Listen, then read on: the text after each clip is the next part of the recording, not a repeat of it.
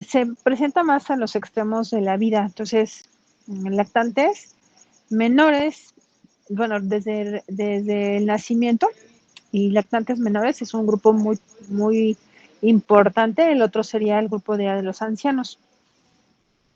Cualquier enfermedad crónica que vaya a condicionar inmunosupresión.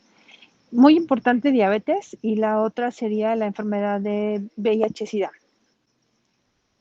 Obviamente el alcoholismo en el tema de pacientes con alcoholismo crónico, tratamientos inmunosupresores asociados a cáncer, por ejemplo, o las enfermedades reumatológicas.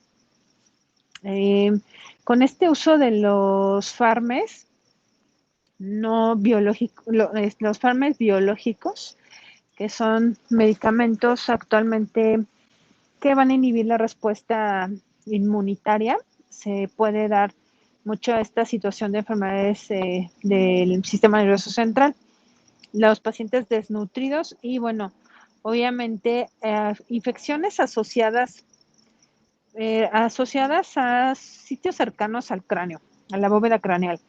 Esta es, ejemplo, otitis media o la otra, la infecciones perinasales o neumonía. Son infecciones que están en la vía respiratoria, pero secundariamente se van a diseminar al sistema nervioso central. Uno, por continuidad, hablando de oído medio, por ejemplo, continuo al sistema nervioso central, y la otra puede ser vía hematógena. Podemos tener una neumonía, se hace sepsis y todo el torrente sanguíneo va a llevar las bacterias y van a ir a implantarse al sistema nervioso central. Algo importante es que cuando vimos la clase de anatomía les platicaba de las meninges. Entonces, ¿qué son estas capas que cubren y que además van a tener este revestimiento, pero amortiguan y además tienen esa capacidad de mantener fija la circulación que va a ser extracraneal? Entonces, al inflamarse, vamos a tener graves problemas porque no tienen un espacio virtual. Entonces, no puede caber nada más de espacio, y si tienes edema de la meninge, o sea, se inflama, eso hace que hagas un síndrome de irritación, pega meninge con meninge y no caben. Entonces, por eso hacen estos datos importantes de irritación, que serían los síndromes, los síntomas meningios. Aquí, sobre todo, importante recalcar que las dos meninges que más problema van a tener va a ser la pía madre y la aracnoides. Entonces, aracnoides está pegada directamente a lo que es la calota, por eso vamos a tener más inflamación, más irritación. Y la otra parte importante sería entonces que tenemos que ver primero el contexto del paciente. Si tuvo, generalmente van a tener infecciones de vías respiratorias superiores. Después de que tienes una infección respiratoria, lo deseable es que el sistema inmunológico por sí solo detenga la enfermedad. Sin embargo, podemos tener un estado inmunológico deprimido y eso hace que pueda detener la enfermedad transitoriamente, pero quede colonizada nuestra nasofaringe.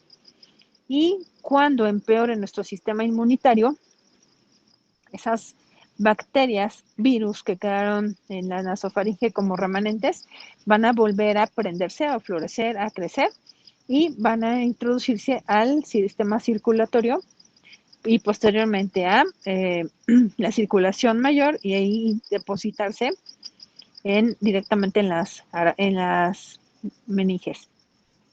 Entonces,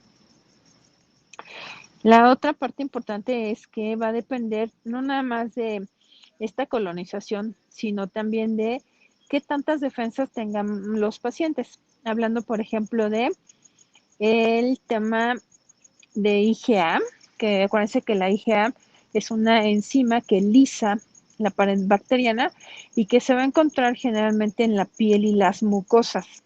esta barrera de defensa al no estar, sobre todo, por ejemplo, en los niños prematuros, por eso pudieran tener más fácil ser presa de estas infecciones del sistema nervioso central.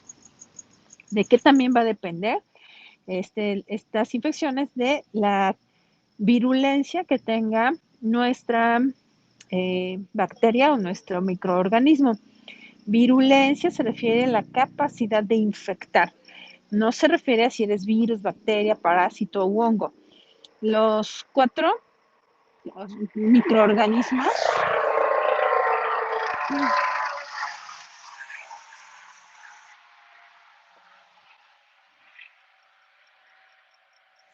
Perdón, es que estoy aquí afuera en la banquita del hospital y bueno, estos 4 microorganismos, la virulencia se refiere a que no necesita ser un virus para tener una capacidad infectante.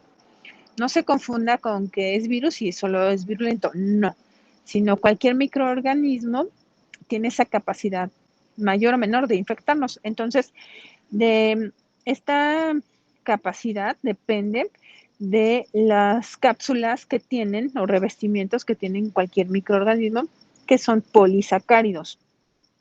Entonces, estos polisacáridos son más resistentes a la fagocitosis, o sea, que llegue al macrófago y se lo trague. ¿Como quién? Como los neumococos, meningococo, Haemophilus influenza y Neisseria meningitidis. Todos estos 3 que les acabo de mencionar son bacterias que van a infectar la vía respiratoria, pero por alguna situación de deterioro inmunológico pueden ser capaces de resistir y entonces meterse directamente los meninges. Bueno, y la otra parte importante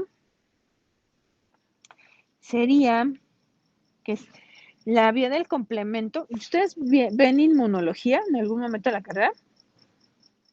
Sí. ¿Ya la vieron? Sí. ¿Qué es opsonización?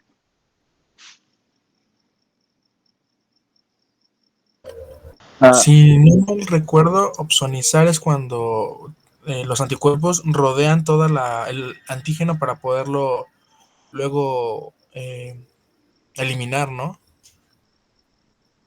Más o menos, ¿alguien más? Yo, bueno, recuerdo que opsonizar era, mi doctora me lo había explicado que era marcaban al patógeno para que lo reconociera el anticuerpo y supiera qué atacar. Lo opsonizaba, lo marcaba como que eso era algo que el cuerpo no reconocía y que podía presentar eh, algún riesgo o problema para lo que es pues el cuerpo. Así es el reconocimiento a través de la ayuda de los neutrófilos. Los neutrófilos son una línea de defensa que llega cualquier microorganismo, detecta la cápsula y entonces lo marca. ¿Sabes qué? Tú no vas a entrar. ¿Para qué? Para que llegue el anticuerpo y ¡zas! Lo pueda. Bueno, es una presentación al antígeno para que el anticuerpo llegue y lo destruya. Aquí lo que pasa con este grupo de bacterias es que no es muy difícil la opsonización por el tipo de cápsula, que se mimetiza. Entonces, con células que se parecen a las de nosotros. Por eso fácilmente pudiera llegar a la barrera hematoencefálica y cruzar. Entonces, vivir muy felizmente en esta área. Recuerden que para llegar al sistema nervioso central tiene que pasar muchas barreras, pero una de ellas es este tema de la opsonización, este tema de la fagocitosis, la cantidad de neutrófilos que tengamos es súper importante para que no llegue nada ahí.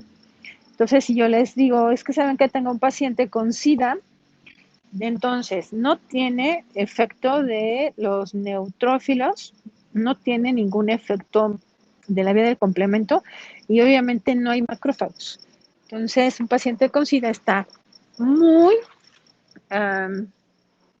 expresa, muy fácil de este grupo de bacterias. Bueno, entonces, para tener esta definición importante y diferenciación entre las dos principales enfermedades infecciosas del sistema nervioso central, que es la meningitis, es esta inflamación aguda que va a estar en las meninges, pero ya les dije, especialmente en pía madre y aracnoides. Y la encefalitis, entonces, la diferencia es que aquí es la inflamación directamente del parénquima cerebral. Entonces, es como fácil de entenderlo, pero clínicamente ya no es tan fácil. Ahorita les voy a decir por qué. Bueno, para ambas, para meningitis, los agentes etiológicos vamos a tener 4, que va a ser, y aquí está, Haemophilus influenza, va a ser Escherichia coli, Neisseria meningitidis y me falta uno, ya se los he dicho. Streptococcus pneumoniae dijo. Ajá, sí, Streptococcus pneumoniae, es verdad, gracias. Entonces, de los 3 principales respiratorios son Streptococcus pneumoniae, Haemophilus y Neisseria. Neisseria meningitidis no es lo mismo que Neisseria gonorrea. Entonces, para que nos acordemos y no le vayamos a regar. Son el grupo de Neisserias, pero uno es gonorrea y el otro es meningitidis.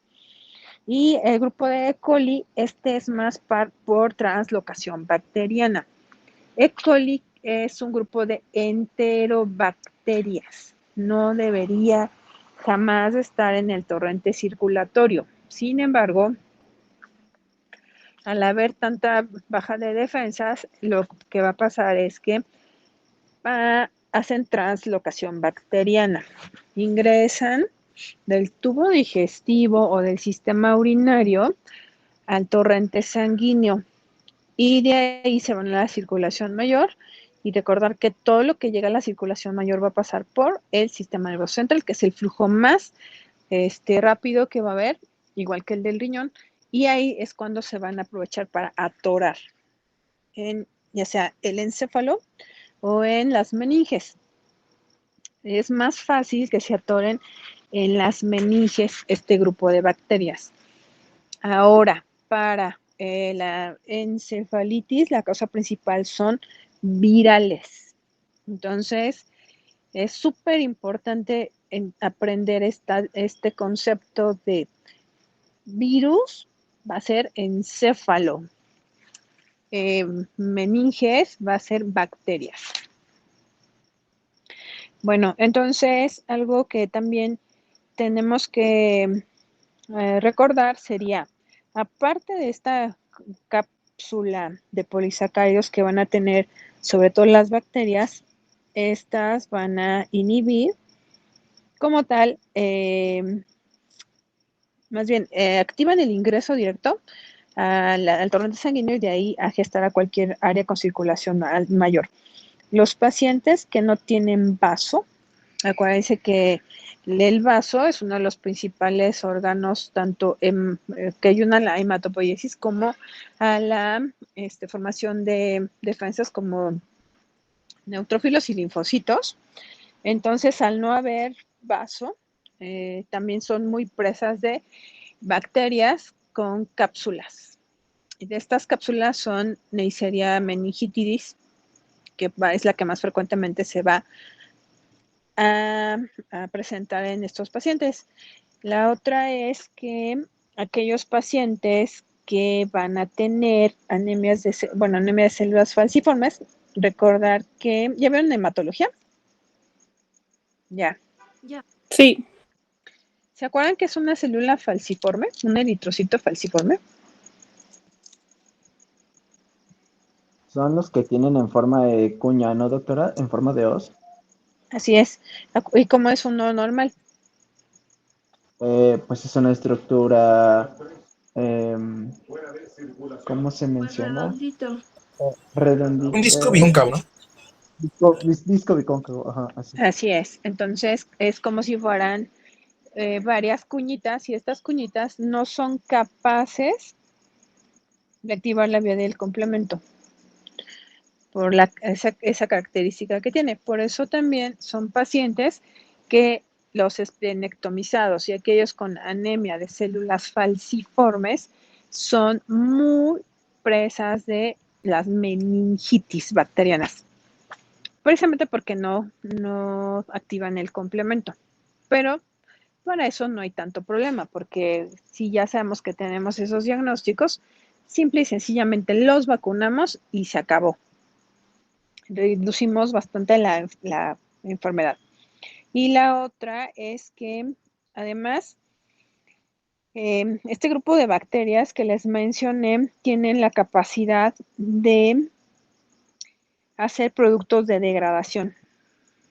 Entonces, estos productos de degradación van a activar la parte importante de hacer una vía anaerobia. Y al hacer vía anaerobia, entonces van a hacer que el endotelio vascular que va a irrigar a las meninges se inflame. Y al inflamarse es lo que causa el edema y la la mayor grosor de la meninge. Por eso es que la inflamación está mediada tanto por el complemento, tanto como la vía de activación, la inhibición del complemento y la vía de activación anaerobia. Y entonces, al estar mediados por factor de necrosis tumoral alfa, las células natural killer y hay algunas interleucinas como la 8 y la 10, esto va a aumentar entonces que haya mayor acción proinflamatoria. Y hay mayor reacción proinflamatoria. ¿Qué pasa? Se activa la cascada de la coagulación. La cascada de la coagulación se activa como un mecanismo, entre comillas, de defensa. Porque al intentar, como no lo pudo matar el complemento, no lo puede matar tampoco una vía aeróbica, entonces quiere llegar a hacer trombos o émbolos para tratar de atrapar las bacterias. Lejos de hacer eso, entonces, secundariamente, después de esta vasoconstricción, paradójicamente hay una vasodilatación. Y entonces, al haber esta vasodilatación como para ayudar a meter más sangre y al haber menos inflamación, se va a aumentar la permeabilidad de la barrera hematoencefálica. O sea, no puede pasar más, se edematiza mucho más y por eso van a estar los síndromes meningios, la cefalea intensa. Entonces, esta edema de secundaria vasodilatación nos va a provocar entonces edema cerebral y un incremento de la presión intracraneal. La pleocitosis es la mayor cantidad de leucocitos en el líquido cefalorraquídeo, que no debe de tener leucocitos, y entonces esta inflamación, edema cerebral y muchos leucocitos circulando por el encéfalo van a causar entonces isquemia cerebral y muerte. Por eso algunos niños que están en los CRITs, en las teletones, van secundarios a hacen alteraciones neurológicas asociadas a isquemia cerebral por meningoencefalitis. Entonces, pues eso es terrible porque un bebé que tenga meningoencefalitis no lo trates a tiempo, queda toda su vida con discapacidad grave. Bueno, entonces, esto es más o menos lo que ya hablamos, del tema de las secuencias fisiopatológicas para producir esta parte se llama neurotropismo bacteriano, en donde vamos a tener en la primera fila, la primera que es la colonización, que les había mencionado, la mucosa, colonización o invasión. Entonces, colonización viene de una infección aguda o crónica. Invasión viene de, por ejemplo, es que me operaron porque tuve hidrocefalia. Entonces me operaron, no hicieron una técnica de asepsia y antisepsia y alguien introdujo directamente la bacteria, por ejemplo, E. coli, ¿no? Que es como la más frecuente. Entonces, si entienden esa diferencia, colonización e invasión. Entonces, una tiene que ver con que ya vivía en tu vía respiratoria y la otra llega de manera externa, en tema de invasión. La otra sería que tengamos este punto que les había comentado de tengo una infección de vías urinarias o algo digestivo, mis defensas bajan, las bacterias translocan, quiere decir se meten al torrente sanguíneo y entonces por eso pueden ingresar vía sistema circulatorio. De esto depende la bacteriemia, que es la gestación de bacterias en el torrente sanguíneo. Es una infección ya sistémica. Y la otra, que sería el paso a través de la barrera hematoencefálica. Una de ellas, que es como poco frecuente, afortunadamente, es cuando hay un traumatismo craneoencefálico con exposición de masa encefálica, entonces, o que también puedes tener a lo mejor un trauma ocular y la ingresa directamente del exterior esa bacteria y se mete a nuestras meninges. Y bueno, la otra parte importante es que tanta virulencia tenga ese hongo, esa bacteria o ese microorganismo para sobrevivir en el líquido cefalorraquídeo. Entonces, ya les había comentado de la IgA, que es muy importante, toda esta anela, del complemento, la otra de la pobre actividad opsonizadora, de reconocimiento para los neutrófilos. Y bueno, todo esto también va a tener que ver con la replicación, qué tan rápido se replican esas bacterias para poder entonces nuestro mecanismo de defensa natural poder lisarlas y que no te infecten. Ese es también un tema importante. Por eso vamos a ver que este grupo de enfermedades se va a dar a pacientes con mayor inmunosupresión.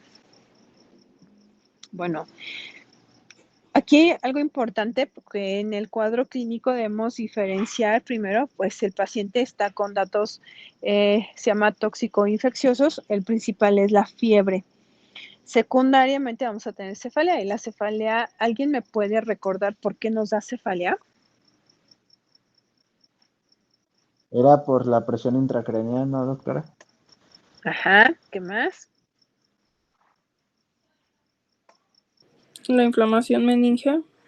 Sí, muy bien. ¿Y el otro? Cuando se hincha el cerebro, ¿cómo se llama? Edema cerebral. Entonces, el otro siempre va a haber cefalea, siempre. El otro sería ya los signos de irritación meningea, que los vamos a ver un poquito adelante, y alteraciones en el nivel de conciencia. Esto es como muy fácil de entenderlo por el tema de la isquemia cerebral que va a ir teniendo. Uno, aumenta la presión intracerebral, mayor edema cerebral, más isquemia cerebral. Entonces, eso nos va a dar alteraciones de la conciencia. La otra sería que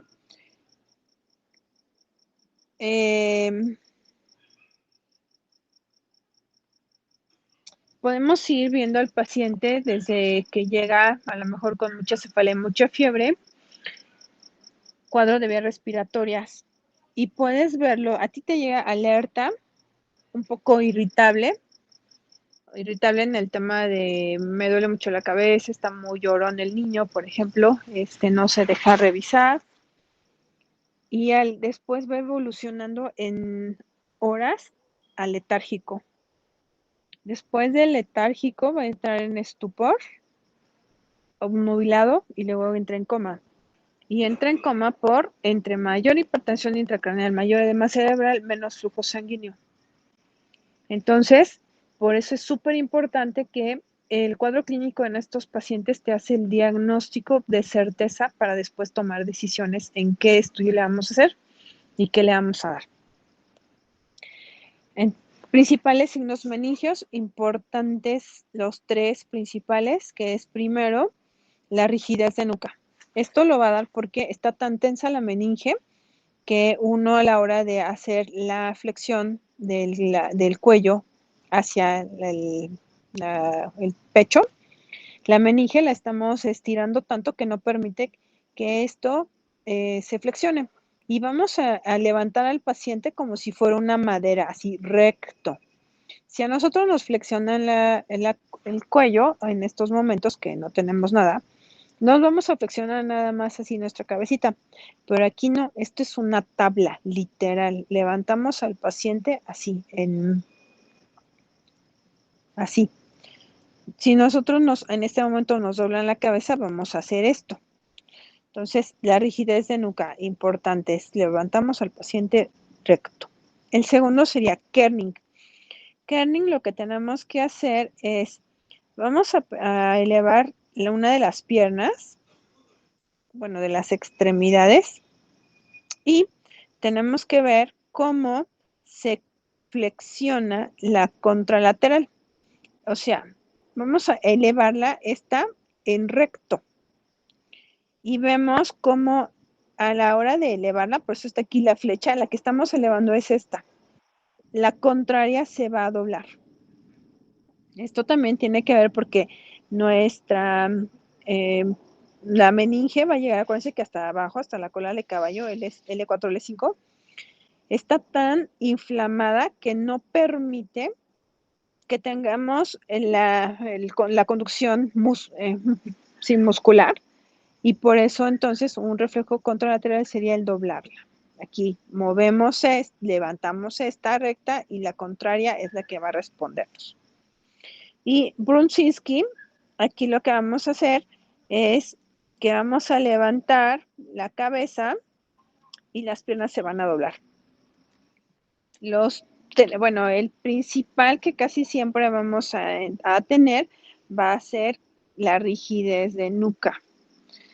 En realidad, fisiopatológicamente se espera tener los tres.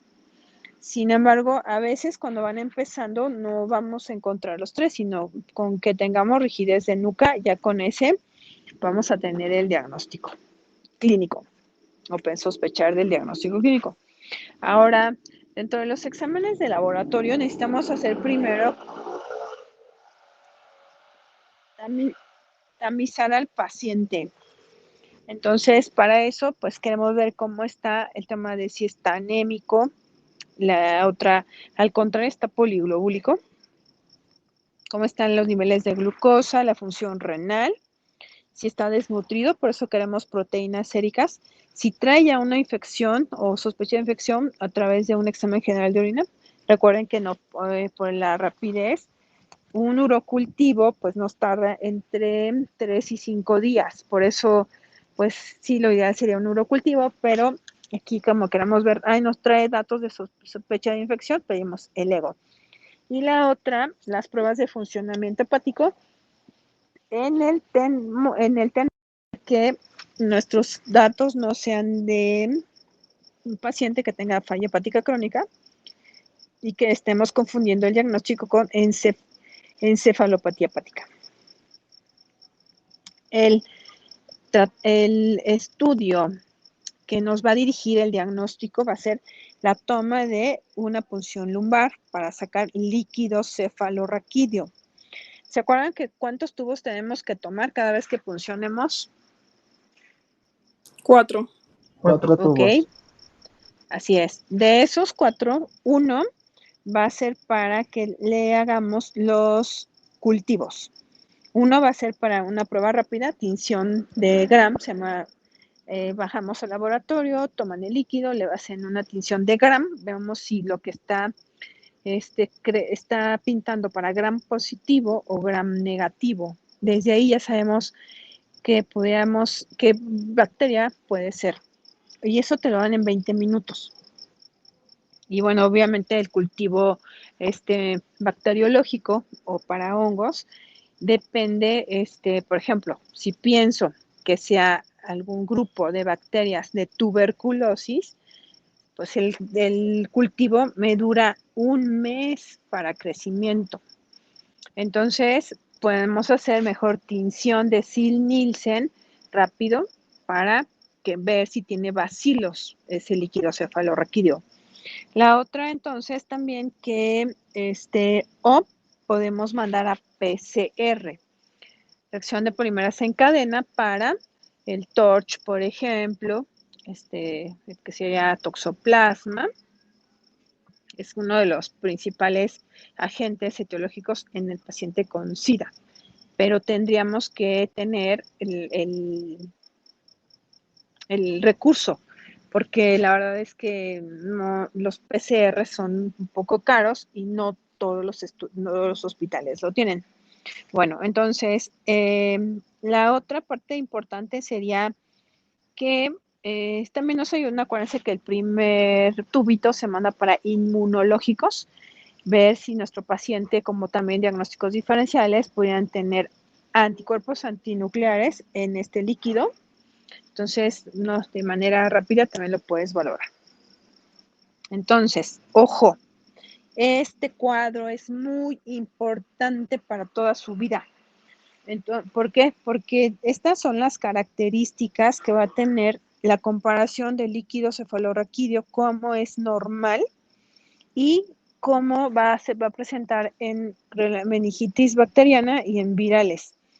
Entonces, vamos a ver la presión de apertura, que el promedio es de 20 centímetros de agua, pero la presión de apertura en un líquido normal es de 5 a 20. Cuando tenemos muchas bacterias, les dije que tienen a veces la formación de anaerobios. Al haber más anaerobios hay gas. Es como el animal muerto que anda así en la calle, que todo inflado, que ya, bueno, que huele muy mal. ¿Sí los han visto? ¿O no saben qué es eso? Sí, ¿Por qué se infla?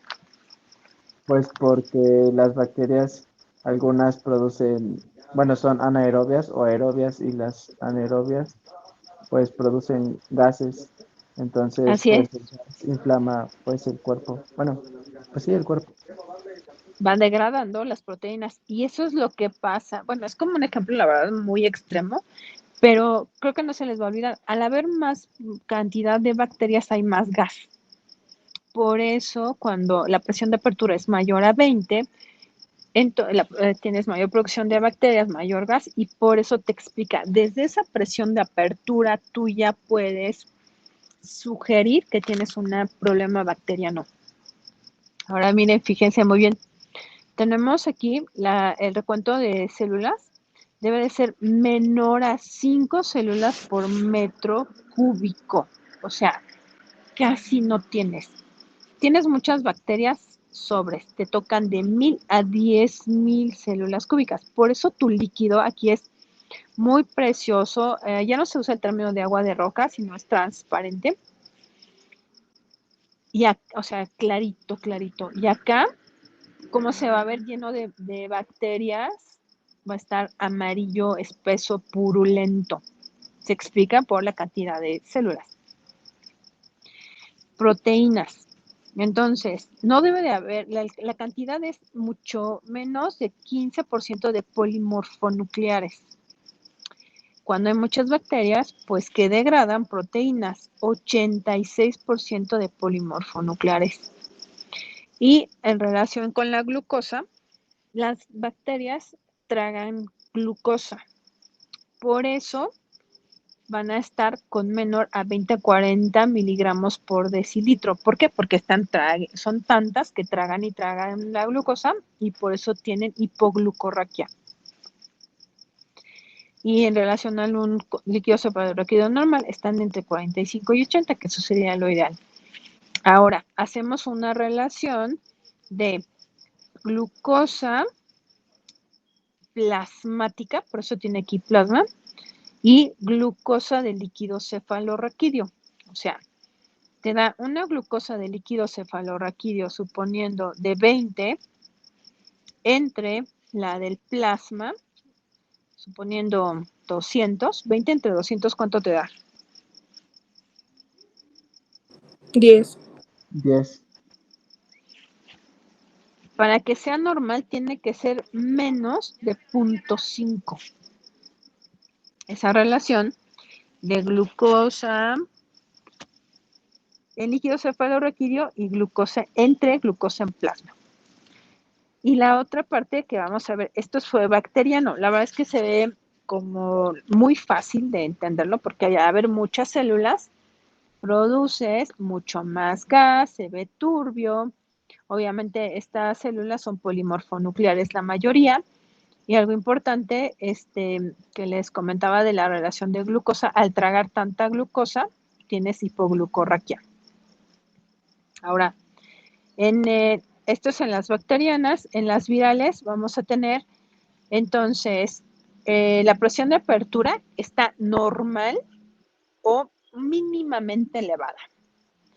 Tu líquido cefalorraquídeo se ve un poco turbio, pero no tan purulento como en las bacterias. Tienes de 10 a 1000 células. Los polimorfonucleares tienen alrededor del 35%, o sea, es una cantidad también muy bajita.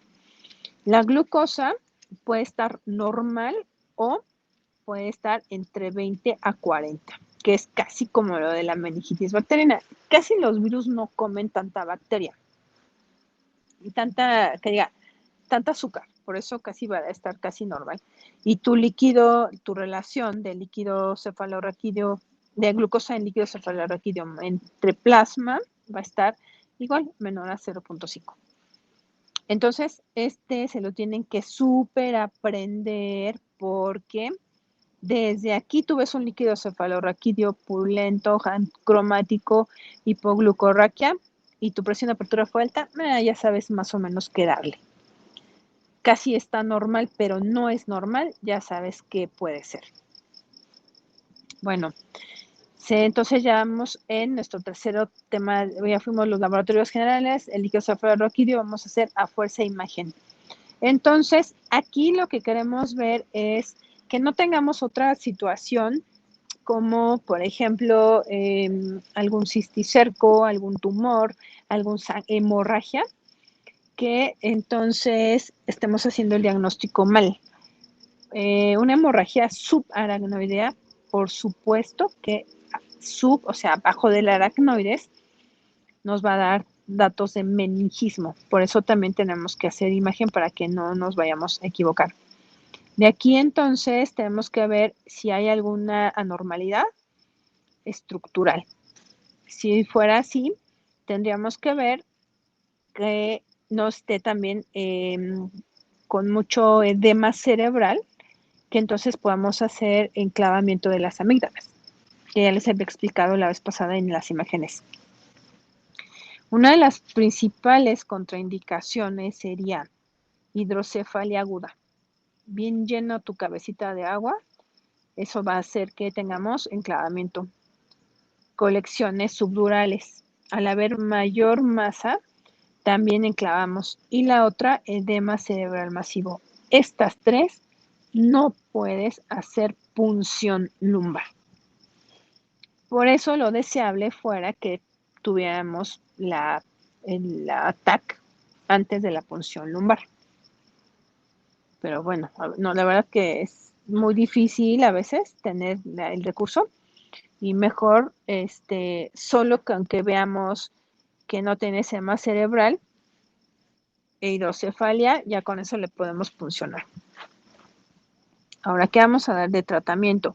Primero necesitamos que nuestro paciente esté estable de todas las funciones vitales, la tensión arterial normal, si le quite la fiebre, si tiene, está entrando en deterioro neurológico, hablando que está estuporoso, comatoso, tenemos que valorar la intubación.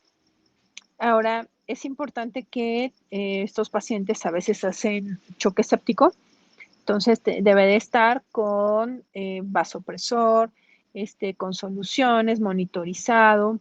Y la otra parte importante sería, ¿qué le voy a dar? ¿Qué tipo de tratamiento antibiótico? Como ya saben cuáles son las principales bacterias, no vayan a fallar. Y la otra, en este punto de que les puse de valorar riesgo-beneficio de hacer la punción lumbar, es en el paciente que viene con muchos datos de edema cerebral. Entonces, y que tú tienes que saber si es viral o si es bacteriana. Entonces ahí sí uno se echa el volado y decide, ¿sabes qué? Tengo mucho riesgo de enclavarlo, no lo hago, le doy doble terapia, por decirlo. O ¿sabes qué? ¿Sabe qué, señor? Su bebé está muy grave, aceptaría que le hiciera la punción lumbar con el riesgo de que fallezca. Ya el familiar te dice sí o no. Que la verdad a veces es un volado horrible. Bueno, entonces, esta viene una tablita que es de la guía de práctica clínica, donde vamos a ver, de acuerdo al agente etiológico que habíamos quedado, estreptococo neumonía, Neisseria meningitidis y Haemophilus influenza, son los 3 principales que vamos a encontrar en la calle. Entonces, si se fijan, todos van hacia el tratamiento de beta-lactámicos. Pero la guía de práctica clínica te los pone de lo más sencillo a lo más complicado. Entonces, ¿qué le podemos dar? El tratamiento de elección es ampicilina. Vean, aquí está. Ampi. Abajo le rayé, bueno, ampi abajo, ampi. Entonces, no van a fallar con ampicilina. SAS es alérgico. Entonces, valoramos si hay en recurso para cloranfenicol o vancomicina. Pero todos los pacientes te van a salir con ampicilina. Ahora, podemos tener otro grupo que son también estafilococo dorado, Staph aureus, que es meticilino sensible, que cuando les dije de neumonía, ya saben qué es esto, y meticilino resistente. Entonces, aquí a fuerza necesitamos, para meticilino sensible podemos dar cualquiera de los de aquí arriba. Para meticilino resistente, a fuerza vancomicina con rifampicina. Y bueno, podemos tener algunos otros que son más atípicos y casi no los van a ver ustedes afortunadamente, pero de ellos vamos a hablar de enterobacterias. Les había comentado de Escherichia coli. El esquema es ceftriaxona o cefotaxima. Todos son beta-lactámicos. Y en el grupo de anaerobios, por algunas situaciones que el angelito iba en la moto y se cayó y se le salió el cacho del cerebro, hizo meningitis por anaerobios, entonces vamos a hacer una combinación, de cefotaxima más metronidazol más rifampicina, porque ahí tenemos metabolismo anaerobio. Y ojo, siempre tener el cultivo de líquido cefalorraquídeo para que podamos redirigir el tratamiento. Pero siempre necesitamos a la de ya iniciar, porque si esa meninge o ese encéfalo se sigue edematizando, ese personaje va a tener mucha isquemia cerebral y va a quedar para el teletón. Bueno, y aquí les traje esta que está muy bonita porque viene de acuerdo a la edad y además a los factores que puedan predisponer la enfermedad. Entonces, vean, en los bebecines que son neonatitos, tu tratamiento es AMPI, cefotaxima. Y te viene qué gérmenes estás cubriendo, que son enterobacterias, estreptococo y listeria. Les voy a pasar a los ancianos tu tratamiento cefotaxima. De hecho, si se fijan, desde los lactantes mayores a los preescolares hasta los adultos jóvenes y los ancianos, el tratamiento es el mismo, cefota. Agentes etiológicos, meningococo, neumococo, neumococo es estreptococo neumonía. Entonces, pues se repite porque finalmente son los mismos agentes etiológicos. Ahora, aquí está muy bonito, fractura de cráneo abierta o te hicieron una craniectomía descompresiva, te tenemos que poner empíricamente, aunque todavía no tengas la encefalitis o la meningoencefalitis, vancomicina y ceftazidima. ¿Por qué? Porque queremos cubrir antes de que te pase o si infecten las meninges. Y la otra, en los pacientes que tienen SIDA, por ejemplo, que son este grupo, va cefotaxima más ampicilina. Entonces, aquí la que más se trata de cubrir es todas las anteriores más listeria. Este está muy padre porque ya viene así súper dirigido y por edad. Y la otra es que tenemos grupo de resistencias bacterianas.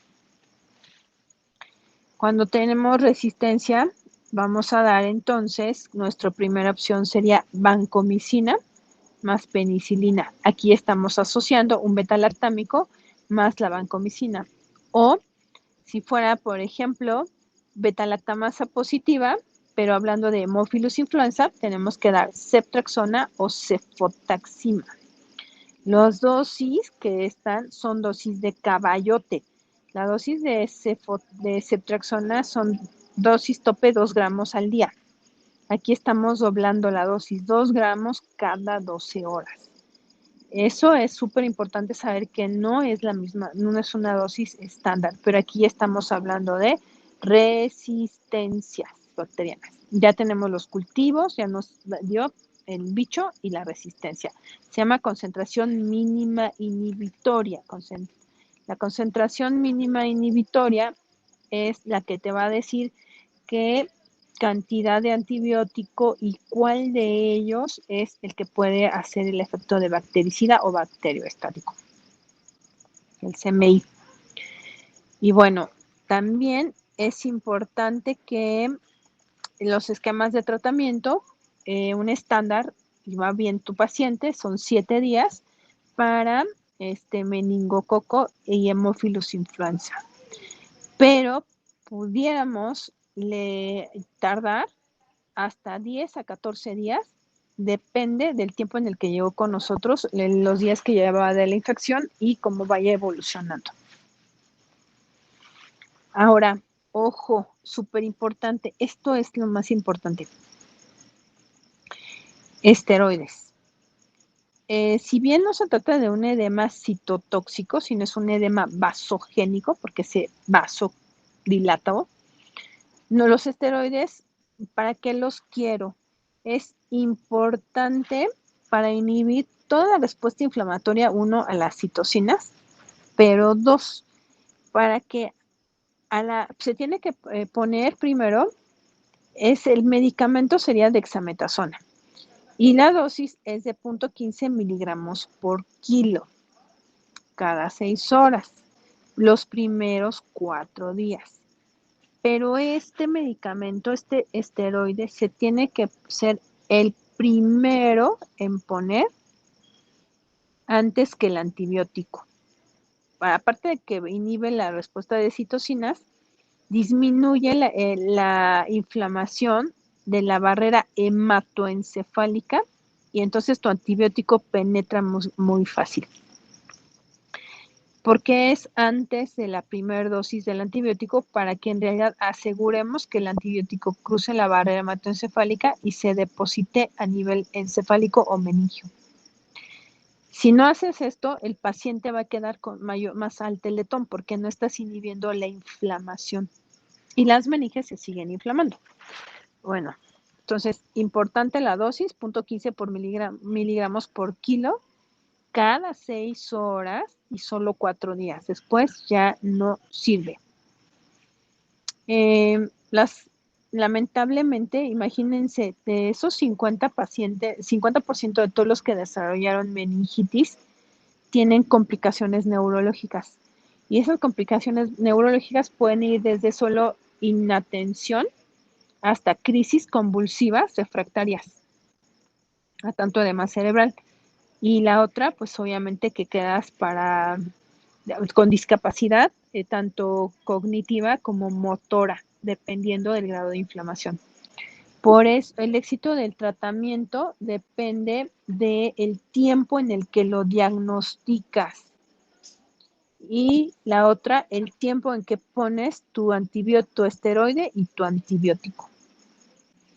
Y entonces tenemos aquí el grupo de complicaciones asociadas a meningitis, crisis convulsivas, parálisis de algún nervio craneal, sordera, déficit neurológicos focales, o sea, puede ser como paresias o plegias, hidrocefalia, algo importante, pareciera como una EBC, isquemia cerebral. La otra puede ser hemorragia secundaria, tanta inflamación, nuestra herniación, que nos lleva al enclavamiento de las amígdalas, retraso mental y epilepsia. Crisis convulsivas, acuérdense que solo son las crisis que se presentan en una única ocasión y jamás se vuelven a presentar. Eso sí es obvio por la inflamación meningial. Pero ya que quedes con epilepsia, ya es algo muy grave.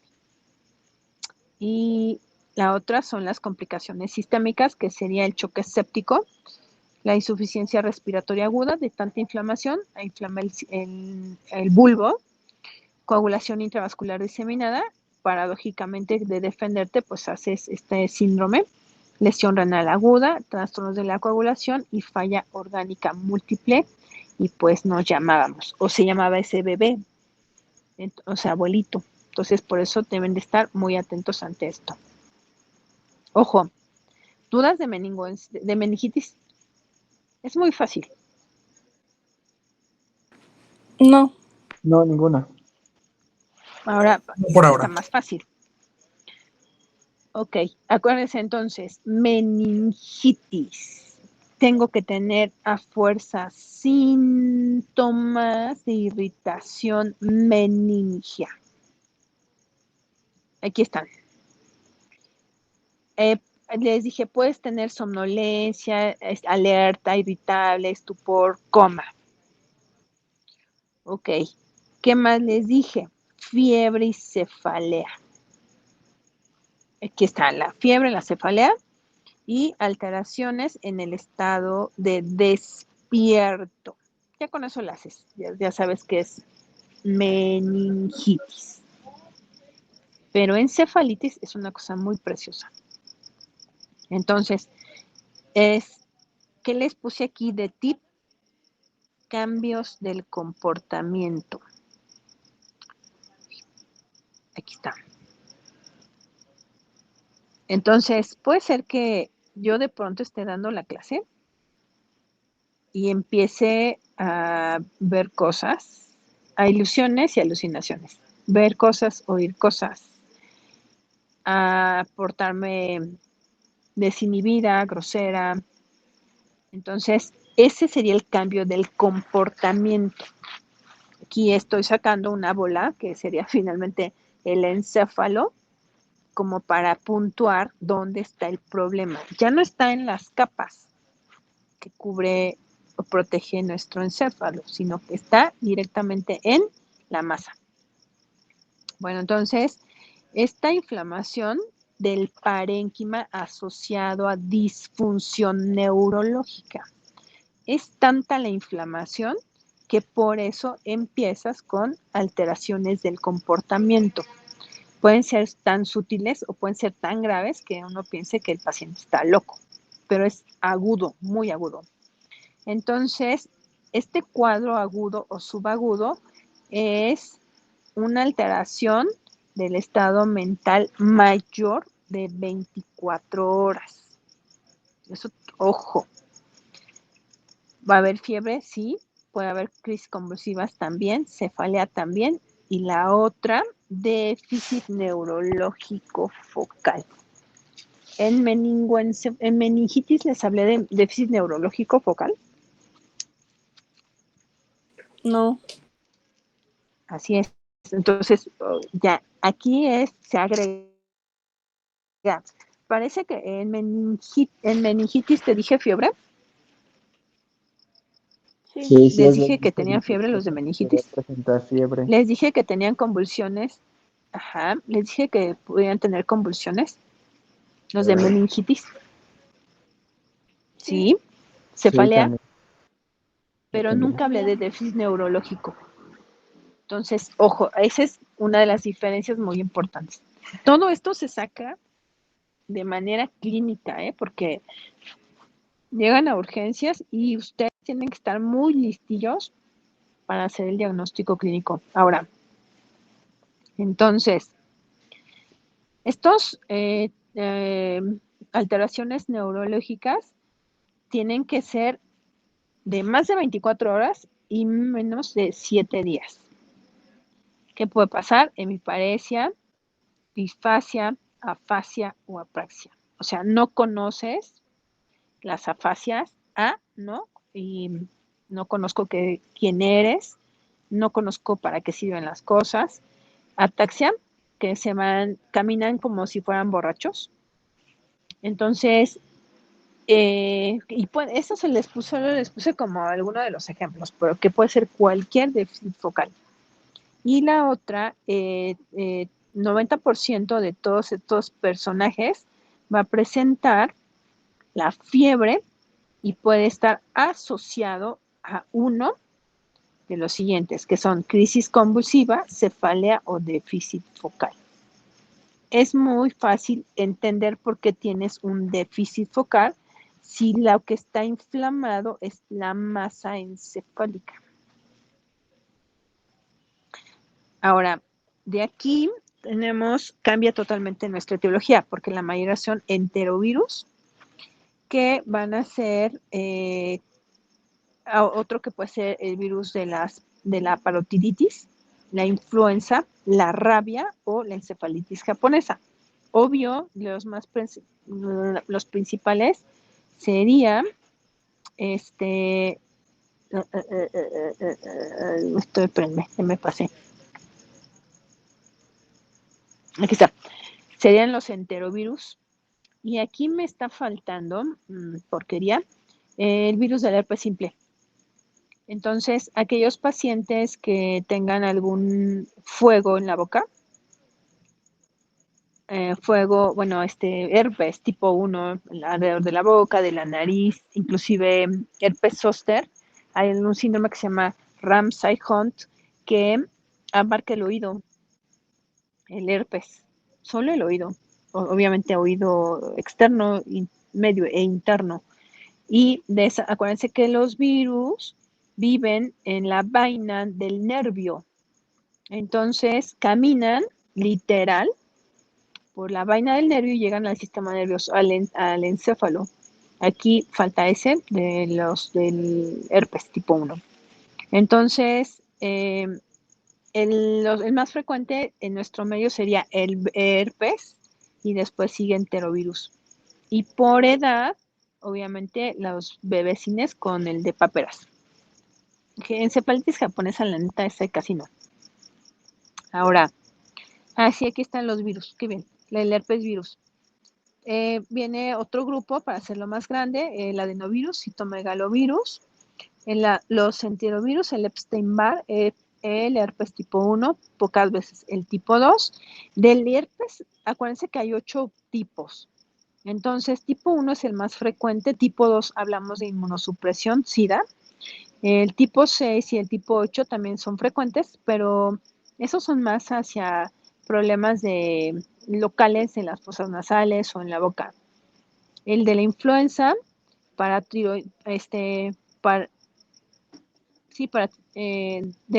las paperas, de la rabia, de la rubiola, el sarampión, la varicela zóster y el de la inmunodeficiencia humana. Entonces, en este segundo grupo es más para pacientes con una cabrosupresión, o sea, muy mal. Y estos son más para los que no tienen tanta inmunosupresión. ¿Cómo vamos a sospechar entonces esta alteración persistente del estado de conciencia, que va a ser letárgico, irritabilidad, alteración de la personalidad y del comportamiento, asociados a fiebre, convulsión o focalización, sin que tengamos otra causa? Aquí lo que ya vimos entonces que en el cuadro de líquido cefalorraquídeo, cómo va a estar entonces cuando se trata de uno viral, que es la presión de apertura está prácticamente normal, hay muy pocas células, de 10 a 1000, los polimorfonucleares son poquitos, 34%, tienes glucosa, tu relación de glucosa de líquido cefalorraquídeo con la del plasma va a estar normal. Entonces, por eso es importante que sepan identificar y leer los líquidos cefalorraquídeos. Punción lumbar, súper importante porque lo que vamos a hacer son PCRs para virus. Entonces, vamos a tener como complicación o no debemos hacerlo en pacientes que tengan edema de papila. Estamos hablando de un edema cerebral importante, por eso no lo deberíamos de hacer. La otra, focalización neurológica, graves, plegias completas, convulsiones persistentes, posturas anormales, bradicardia con hipertensión, ya habíamos visto ese síndrome. Un Glasgow menor a 12, ahí vemos si mejor es el riesgo que el beneficio. Y la otra que tenemos que descartar con una tomografía que no haya otra causa de edema cerebral como tumor o hemorragia. Y bueno,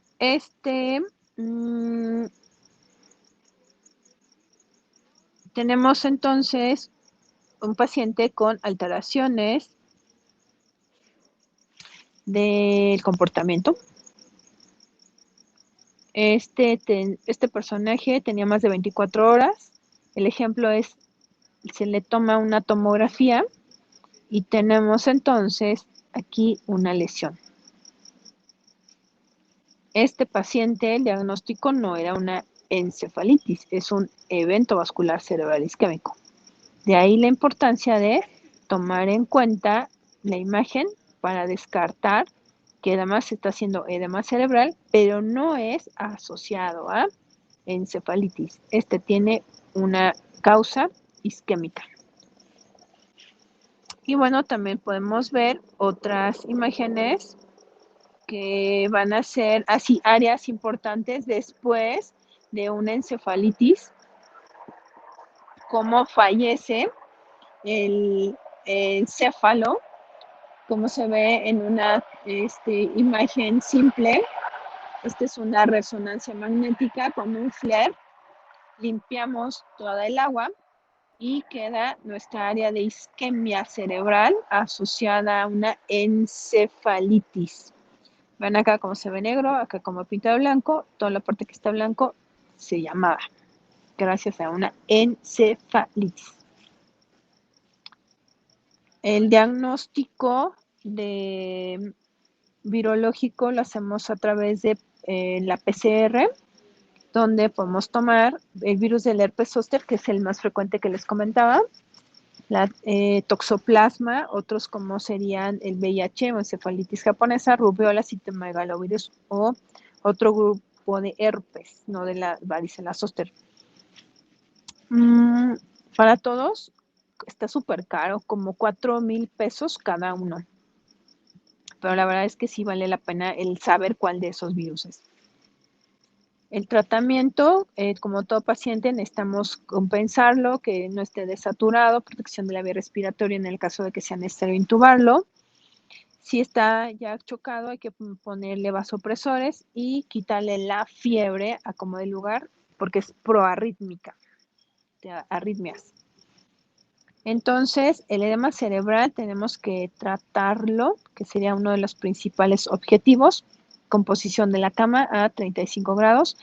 Vemos si podemos darle diuréticos.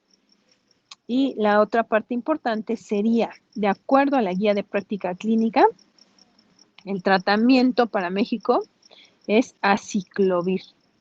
Porque el ganciclovir, que es uno de los mejores, el costo es como 11,000 pesos cada dosis. Y el aciclovir cuesta como 1,000 pesos. Por eso aciclovir es el de elección. La dosis es de 10 miligramos por kilo por día. Pero tienes que ajustar la función renal. Obviamente tiene que ser esta dosis dividida en tres aplicaciones cada 8 horas. Tú vas a tener una dosis de 14 a 21 días. Y bueno, aquí algo también, que el tratamiento complementario sería esteroides, hablando de prednisona, 1 miligramo por kilo durante 3 a 5 días, con el mismo efecto, bajar la citotoxicidad de la inflamación, y la otra que nuestro antiviral entre más fácil a el sistema nervioso central. ¿Qué secuelas podemos tener?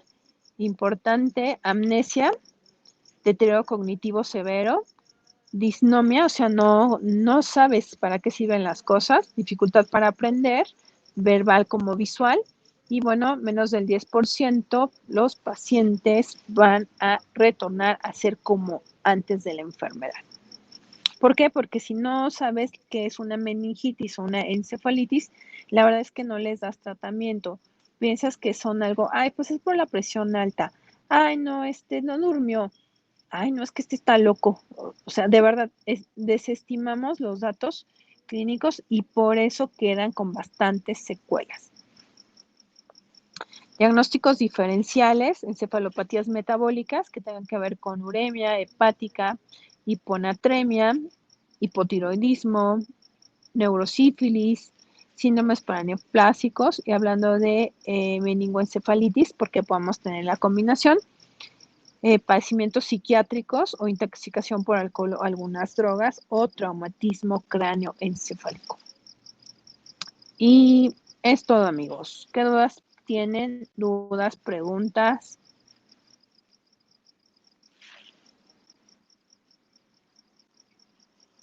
Parece fácil el resumen que les dije. La verdad sí es muy fácil y a mí me súper encanta. Pero recordar los agentes etiológicos, el cuadro clínico sí es diferente y muy importante saber leer los líquidos cefalorraquídeos. Doctora, ¿Dudas? tengo una duda. En la de encefalitis, en los estudios, digamos, el que deberíamos de pedir sería la TAC o la resonancia. En encefalitis, para hacer el diagnóstico y saber si lo puedes picar o no, sería primero la tomografía. Y la resonancia, lamentablemente, se la pedimos cuando, híjole, no supimos qué le pasó y por qué quedó con tanta secuela. Pero no es el diagnóstico de elección y de rapidez, la resonancia, no. Sería la parte clínica, la TAC, para que descartes que no tengas algo que está comprimiendo el cerebro, y la otra es la punción lumbar para los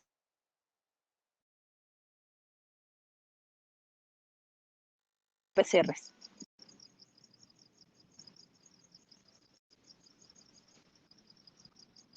¿Alguna duda? No, doctora, muchas gracias. ¿Dudas? No, doctora. ¿Alguien más?